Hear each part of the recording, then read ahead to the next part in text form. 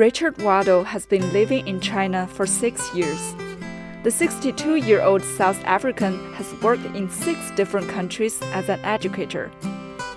Now he's the principal of an international kindergarten in downtown Beijing, where we had a chat about China in his eyes. Nice to meet you. Everything here is very well maintained. I'm really proud to be able to be here. I had been the principal of an international school before, so becoming the principal of a kindergarten was a little different. But the idea of a new country and perhaps new challenges was very exciting for me. Is China different from what you expected before coming here? China was very different to what I expected. I had worked in quite a number of countries, and then the opportunity came for me to come to China.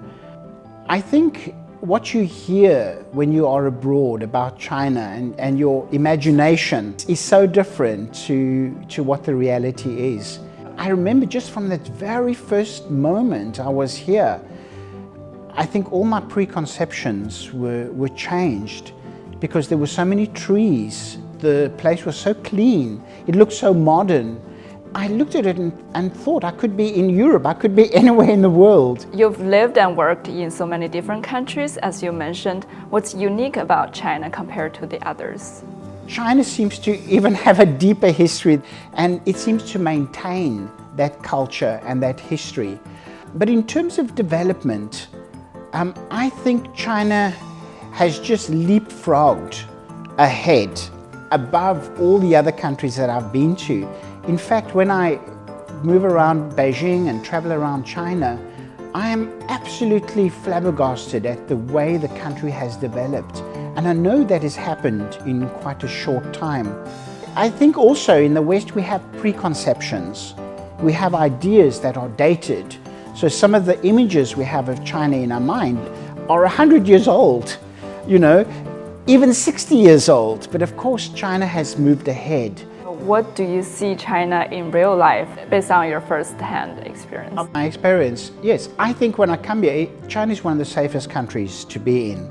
I think safety is almost first in the mind of its citizens. Even from what I know as the principal of the kindergarten, I know how much care the education department takes about the quality of our food, for instance. We're only allowed to buy food from certain providers that have been vetted by the government so that they are providing quality products of the highest standards.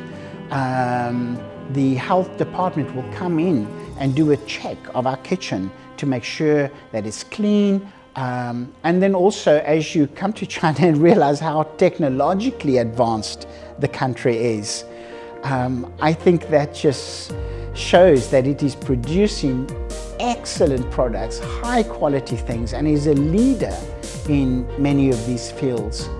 And so when I've seen that, I realized that the stereotypes that I've heard and even the preconceptions I had are totally false. Waddell's kindergarten has about 60 children of different nationalities. They're studying a diverse range of subjects such as art, science, and music, with a particular emphasis on Chinese culture. Even though we kind of have a lot of international children here, we keep this golden thread of Chinese culture strong and running through everything. We try to encourage an appreciation for Chinese art, for Chinese music, for Chinese stories, for Chinese poems. So we love the history and the rich culture that there is in China. And so, of course, we want that to play a very strong part in the school. But at the same time, to make the children aware that there are other cultures and other countries, to give a sort of an international feel to the kindergarten.